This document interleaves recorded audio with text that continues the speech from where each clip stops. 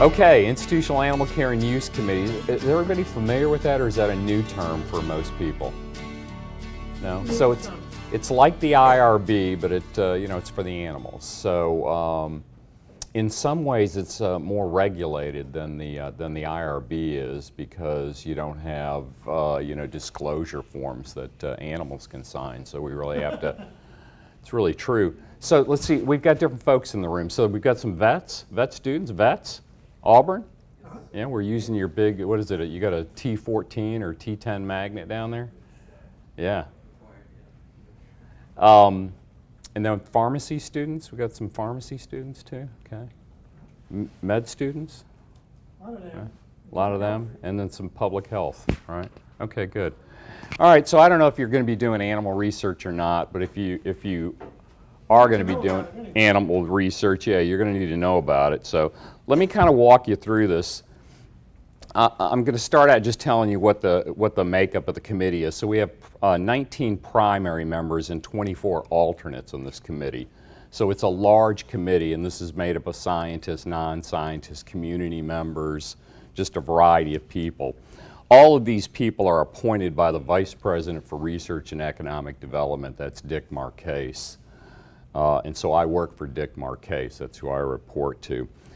He's delegated this authority by Dr. Watts. So it's the president's responsibility to appoint these people, but he can delegate that authority down, and he does to Dr. Marquez. The chair of the committee is Bob Kesterson, who runs the transgenic mouse corps here. I don't know. You had any? Yeah, you know him? Good. So I'm the director of the office. I've been here since 2010. I came from Vanderbilt, and before that I was at Wake Forest University, and before that the University of North Carolina, so I've been doing this a long time. It's not a large office staff. We've got 5 people in addition to myself in the office. So again, it's not that big an office for the amount of work that we do. So here are some of the responsibilities that the committee has to, or the office has to do. Once at least every 6 months we have to do what we call the institution's program for facility inspections. So by regulatory requirement, we have to inspect all the facilities that house animals here at UAB. Now UAB is different than most of the institutions that I've worked at. They're decentralized, and by that I mean most large universities have 2, maybe 3 central animal facilities. Here at UAB we have 17. So they're spread out all over the place. In addition to that, it's truly an urban campus. You know, it's right downtown, there's traffic going everywhere, and it's very different than a lot of campuses around the country. We have to prepare reports for ICOOC evaluations to meet regulatory requirements, and I'll go into more detail about who those reports have to go to. We have to review concerns involving animal care and use here at the institution. So those could be, hotline, animal welfare concerns, somebody's doing something they shouldn't be doing. We don't get a lot of those, though, to be honest with you. We have to meet with the institutional official, and we have to make recommendations regarding all the various aspects of the institution's animal care and use program and personal training. We have to review and approve or require modification or withhold approval of all animal care and use activities. So these would be the animal protocols.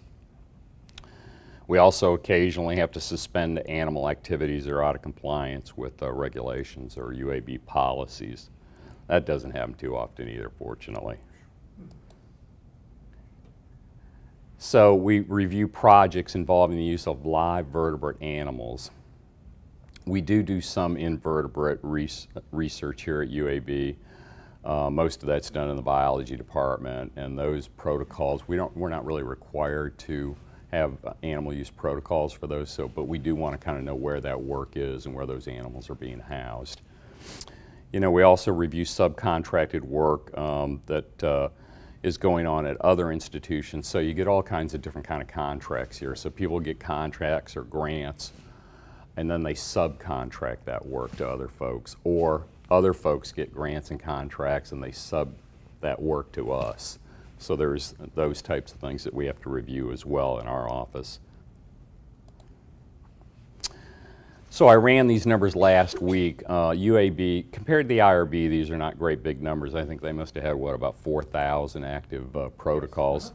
We have 878 active animal protocols. I think we do about $330 or $40 million in NIH funding here at UAB. So, I mean, it's a major research institution. It's not the biggest, but it's certainly in the top 25. About a third of those protocols are new or third-year renewals. A protocol can only be good for 3 years, and you have to have a complete review again. And then the other 2/3 are going to be annual renewals. That doesn't take into account any modifications that are occurring to those protocols. So there's a large number. We're probably handling maybe 1,400 protocols a year in the office. During the last semi-annual inspection period, the IACUC reviewed over 790 animal housing or use areas. So not only are we required to inspect the facilities where animals are housed, we also have to inspect anywhere that an animal procedure occurs. And so, you know, it's a large task. Those things are going on all over the campus, but we have one full-time person that actually does that. 867 ARP maintained animal care spaces. These were in 15 different buildings, and 103 animal research lab audits in 20 different buildings. So that's where animal procedures are occurring. So most of you folks are a lot younger than I am, so I'm going to give you just a little taste of the history of how we got to be where we're at today, because I think that that's really an interesting aspect of, for me, it doesn't seem that long ago. IACUCs, all institutions and all companies that do animal research have IACUCs just about. The VA doesn't have one, we're their IACUC, but I mean, all schools have these. But they haven't been around that long. I mean, 1985 is when they were required. I can remember working in a research laboratory, running a research laboratory, and somebody came in with a book and said, we have to now follow these rules. I had no idea before that, we didn't, you know, if you thought of an idea of something that might work better, you just went and did it. And, you know, it's so different today because it's so highly regulated. But anyways. So animal welfare there have always been animal welfare rules and regulations going back all the way to 1641.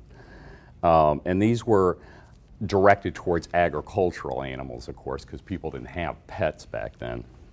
But I just wanted to show you that they did have rules back then, and they really were about how you could treat. You couldn't beat an animal, and you needed to rest it after so many hours in a cart and those kind of things.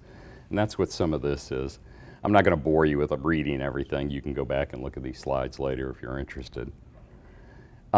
1828, they had the first anti-cruelty law that was passed in New York, which was about, really, as it says here, outlawed maliciously killing or maiming or wounding horses, cattle, oxen, or sheep belonging to another, and prohibiting anyone from maliciously or cruelly beating or torturing these animals, whether they belong to himself or another, which is odd, and they point this out here, the odd consequence that a person was allowed to kill his or own horse with malice, but not beat it. So you have to read that a few times to kind of get that, yeah.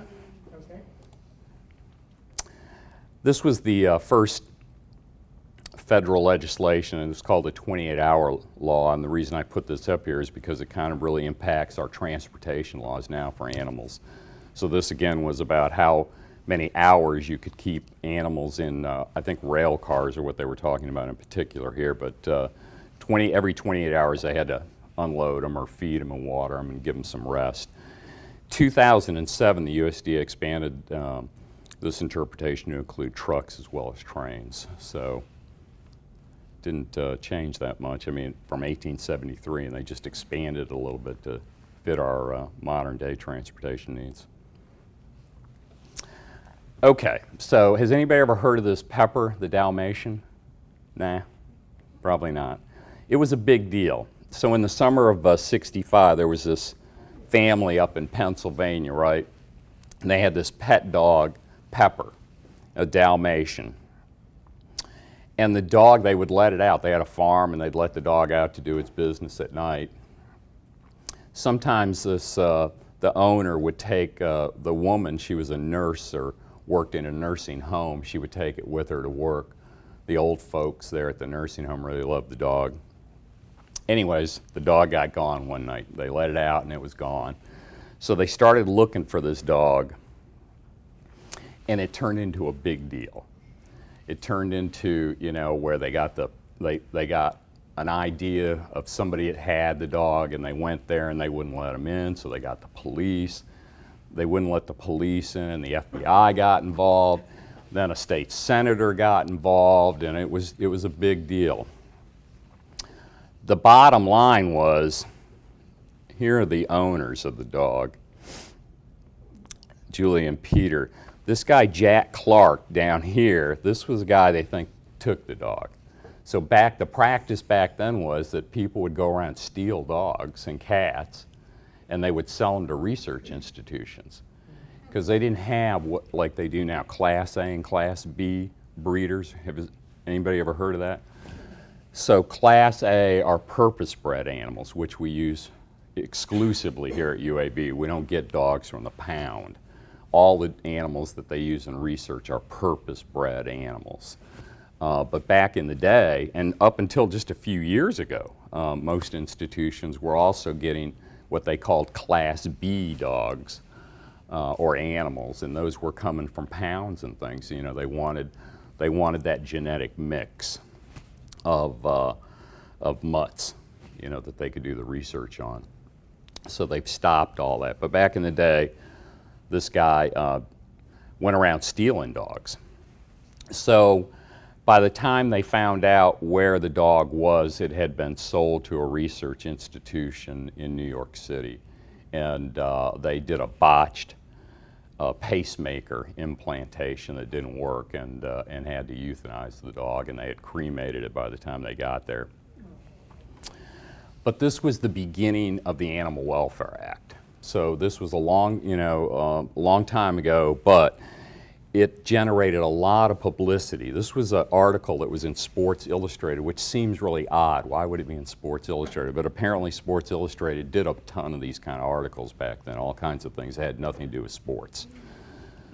So there was quite a bit of outcry about this. The problem was that the senator introduced a bill. It was H.R. 9743, and it was called Pepper's Law, and it didn't get passed. And part of the reason was that the week that they voted on this, there were two other things that came down that they approved. One was called the Voting Rights Act. Anybody heard of that?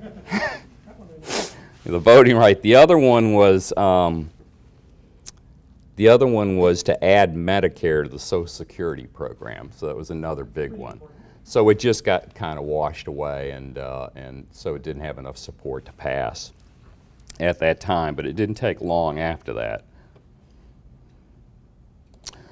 So this was Life magazine. Does anybody remember Life magazine? It was like the coffee table. Yeah, I know you're going to remember all these things. Life magazine was a coffee table magazine. Everybody had it. I subscribed to it for years. So they did this story, and it was kind of a planned deal, I think, in order to get the Animal Welfare Act passed back then. So there was this guy named Lester Brown that they knew about because they had had trouble with him before, and he ran one of these puppy mills. And so they knew that if they went out there, they probably were going to find this kind of stuff out there. So they got the state police together, and they got all the news folks together, and they all caravanned out there, and they had a big media day is what happened. So they put this on the front cover of Life magazine in February of 1966. The Animal Welfare Act was approved and signed into law by, I think, President Johnson in August of 1966. So you can see it didn't take very long. So what was going on at that time? At that time, you had the Vietnam War going on, which was on the news every single night. As a child growing up at that time, I remember every single night I saw the Vietnam War footage from that. This one story from Life magazine generated more comments and letters to the editor than anything during the Vietnam War. So it was huge. And again, they passed the Animal Welfare Act within 6 months after that story broke. So what did the Animal Welfare Act do? Well, the Animal Welfare Act set these minimum standards of care and housing for dogs, cats, primates, rabbits. I go through all these different animals because they don't cover everything. They don't cover mice, and they don't cover rats, and they don't cover birds, but only certain mice and rats. So the genus Mus and Rattus. So if it's a field mouse, if you catch a field mouse, the USDA does oversee that. So it's very specific, but generally speaking, most laboratory rats and mice, they do not have any oversight for. In 1966, they also required that dealers were licensed and laboratories were registered. So this is Lyndon Johnson here, for those of you that are probably don't recognize him. And he's the one who signed this into law. And then these were the various amendments that came along. And they're kind of important because they have big milestones of things that they changed and requirements that they make us do today. So in 1970, legislation was passed to extend protection of the Laboratory Animal Welfare Act to all species of warm-blooded animals. They renamed the Animal Welfare Act. In '76, the Animal Welfare Act broadened to regulate carriers and intermediate handlers and animal brokers. That's a fancy name for these folks who go to the pound and were getting animals. They call them brokers. And they would broker these animals. So they were setting them up to have some oversight and require more requirements for them to keep an eye on what they were doing. Anybody recognize this guy, Senator Dole? No? Yeah. All right, so Senator Dole passed in 1985. This was the Food Security Act. This was a big one here to the Animal Welfare Act because it changed things. It requires these 3 R's. It's this is refinement, reduction, and replacement. You know, we still use this today. You have to kind of, when you're doing research and you're developing a protocol, you're going to be asked questions about that, about how, you know, are these the most refined procedures? Have you thought about reducing the number of animals that you use? And have you thought about replacing vertebrate animals with, you know, inanimate rubber objects or something of that nature, computer models? So that was kind of important. The other thing that was really important is that they established these IACUCs. Before that, you didn't have to have an IACUC. And again, I can remember working in the laboratory.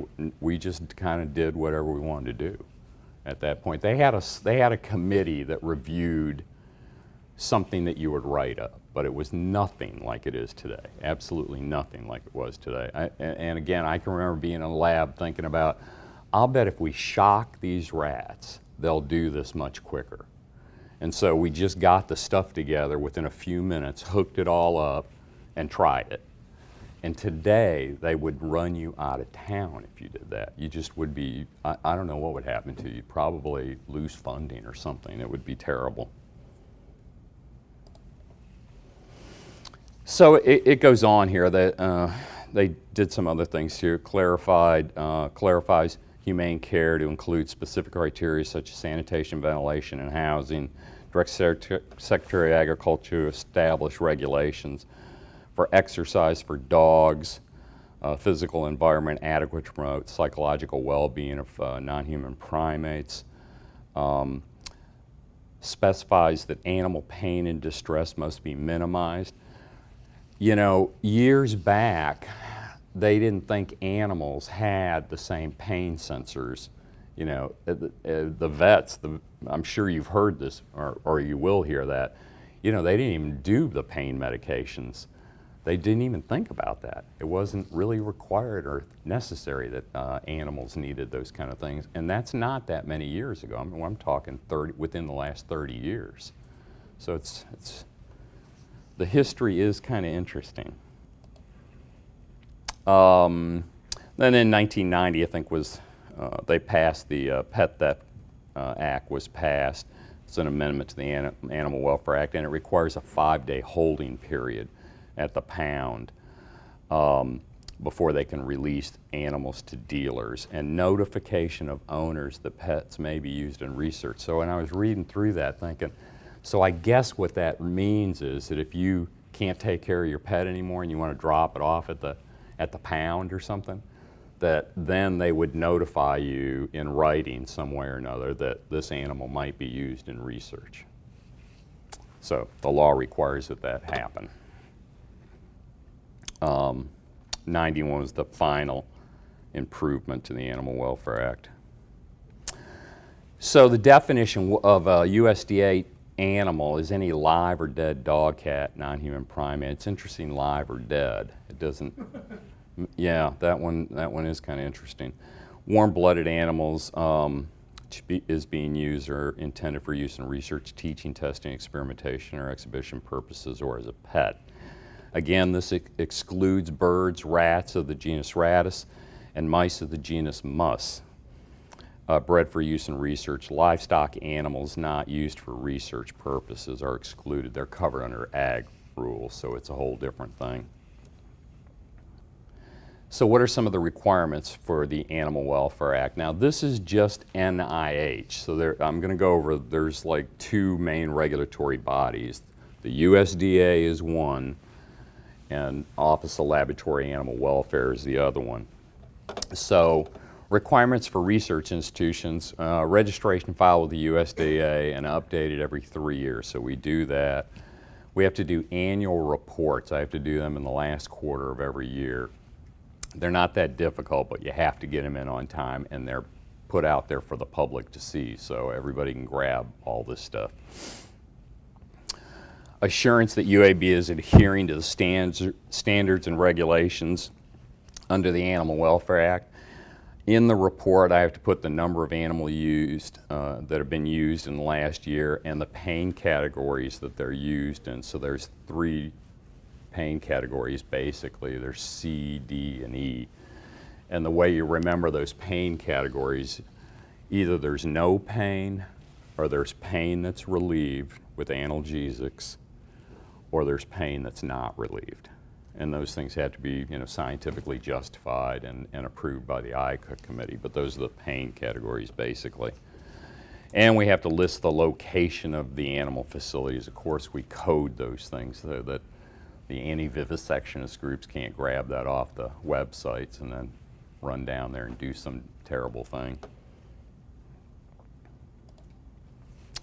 Okay, PHS, or Public Health Services, they have a policy as well. This is administered by the Office of Laboratory Animal Welfare out of Raleigh, North Carolina. And this is the NIH oversight. So if you're going to take NIH money, you have to have a PHS assurance. All PHS conducted or supported activities involving animals. So again, it's NIH funding. And if you subcontract work to somebody, they have to be also covered, or we have to cover them with our assurance. They have they call it an interinstitutional agreement that we will cover somebody within the United States if there's a reason to do that. If you're outside the U.S., if it's a foreign, they have a foreign assurance. So anyways, you have to have that in place. They cover all species. Doesn't make any difference. They cover all the rats, mice, birds, and all the animals that the USDA covers.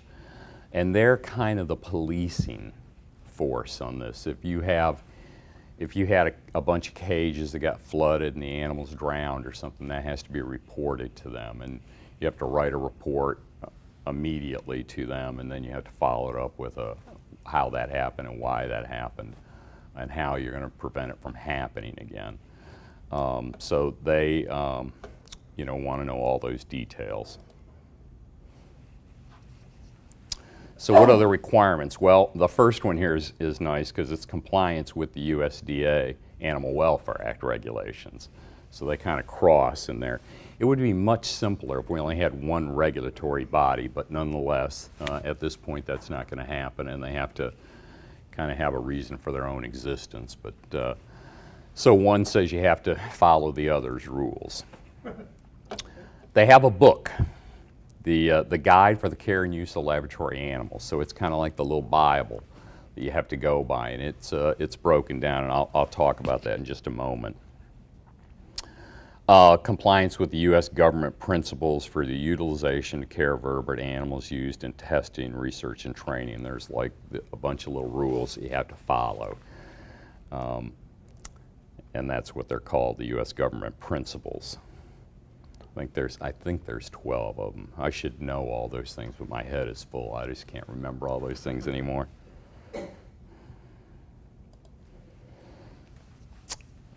Okay, so we have an agreement with OLAW to assure UAB's compliance with PHS policy, the Animal Welfare Act, the Guide, and any other applicable laws, regulations, and policies. And that's called a PHS assurance. And basically, it's a document that's about 20 or 25 pages long, and it tells them how we conduct business here at UAB. So it's pretty much what I'm telling you today, but in a much more formal fashion. And that goes to OLAW, and a veterinarian will review that works for OLAW, and that'll go back and forth between me and the vet until they're satisfied with it, and then that becomes the document. The reason that that's important is because if they come here, OLAW does not do that many site visits. They don't have a large budget to do that. The USDA does. OLAW, though, if they do come, it's never a good day. If OLAW comes, there's a reason that they're coming. They have something that they want to look at, or they've heard something that is going on at your institution. One of the things they'll do is they'll take that assurance, that written document that says how you conduct business, and if you're not following that, they'll cite you for that you're not following your own rules.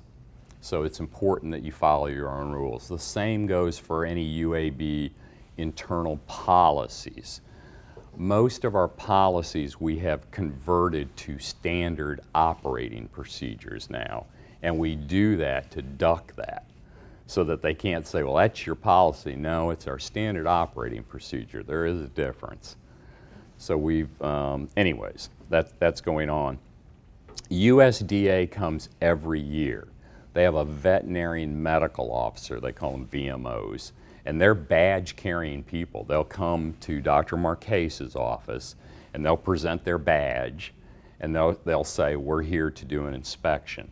You cannot turn them down. If you do, they'll go and get the state police and come back.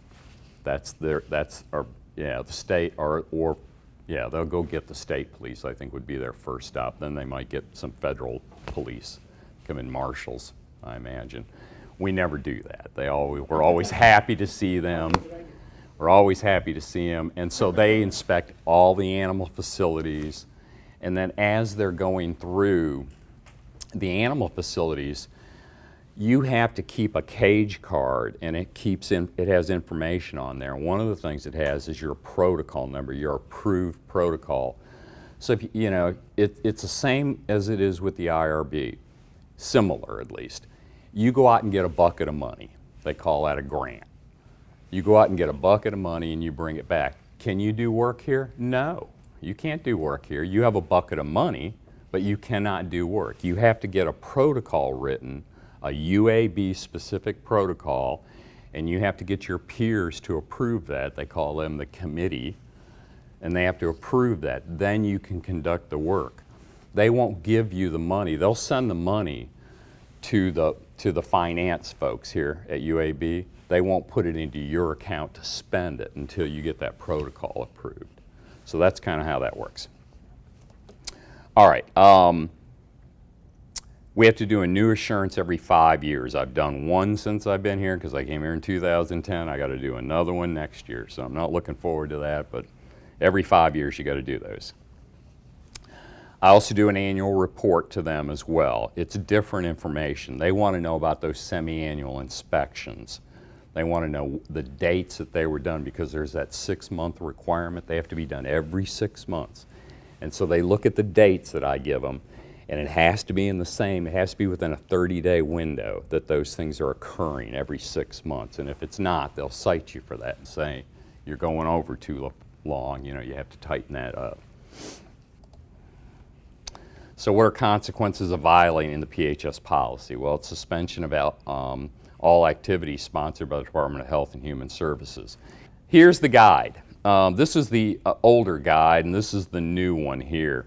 And it's got about 70 more pages now than the other one had. So every time they come out with a new one, it gets bigger. And if you can look, you know, these are online. They have one online that you can search. It's actually easier to use than the book version, the hardbound.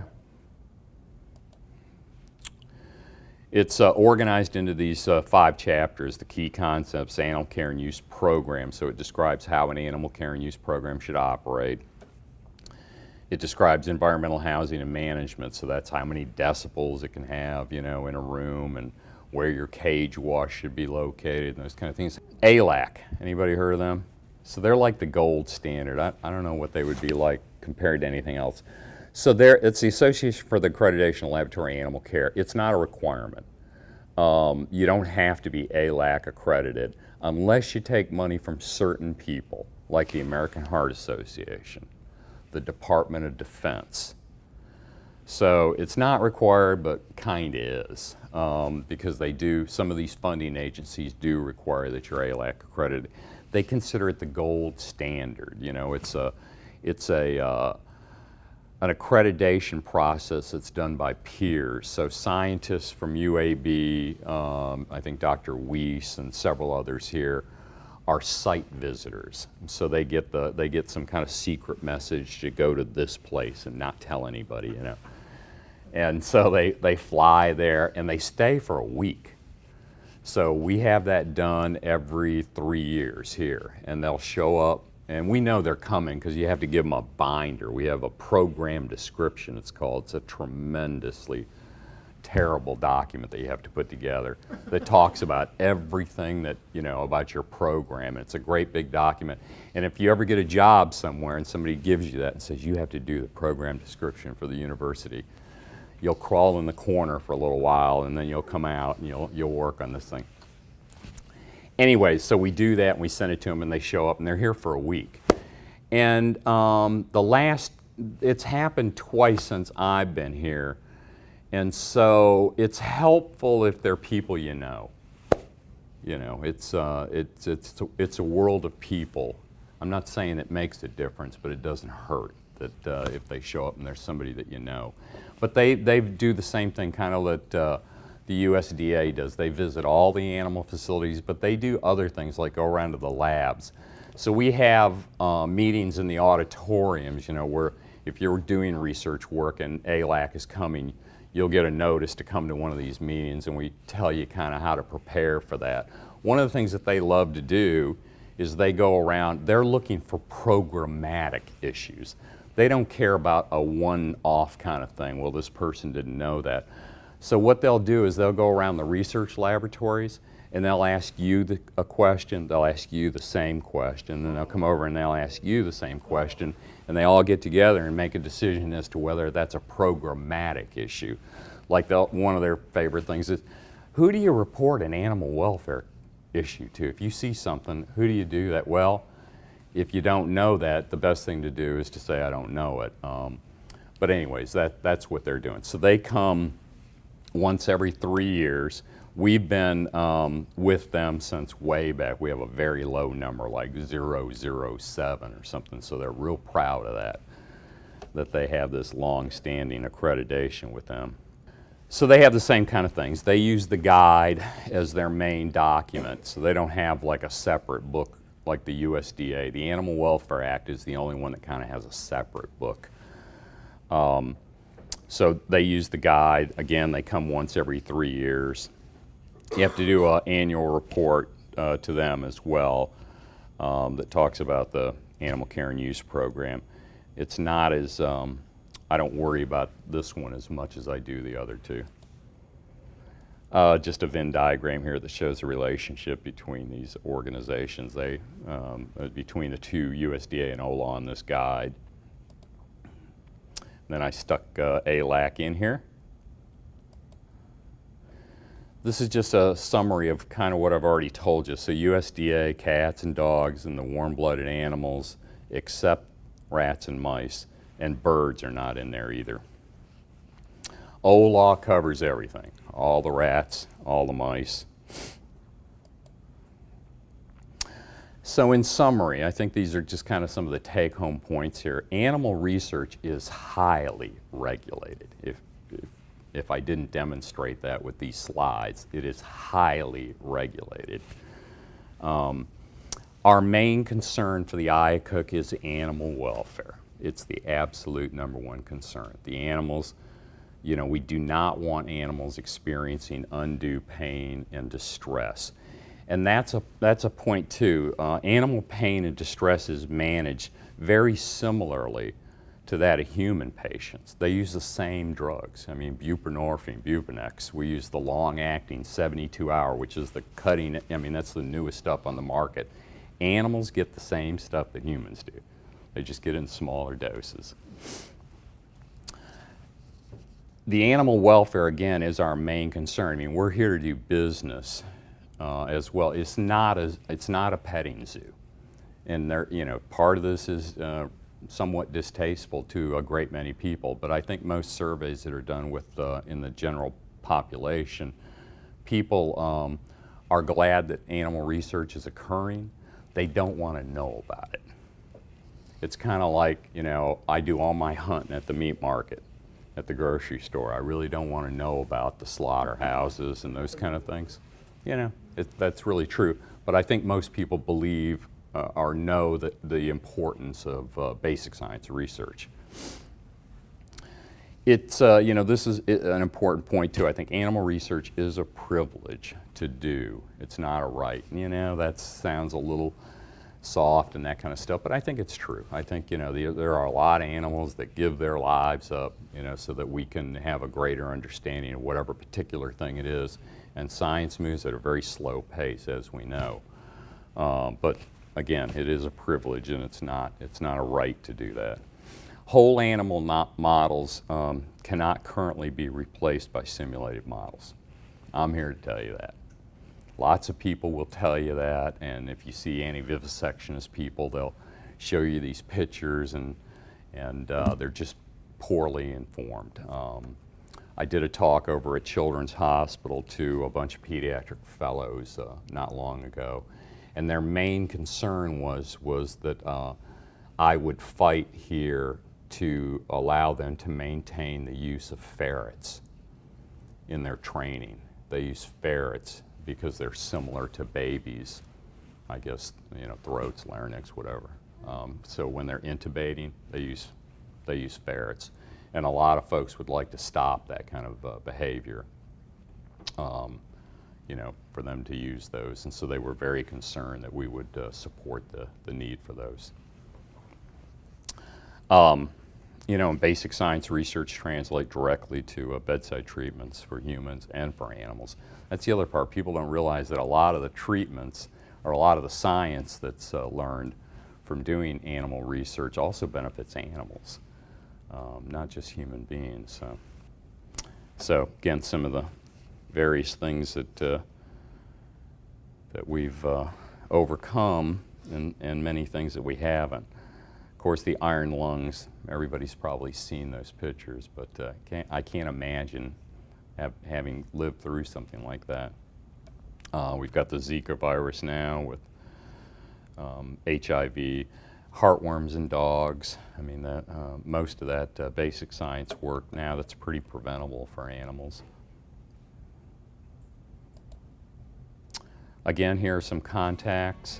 If you have any questions down the road, decide that you're going to be going into doing some vertebrate animal research.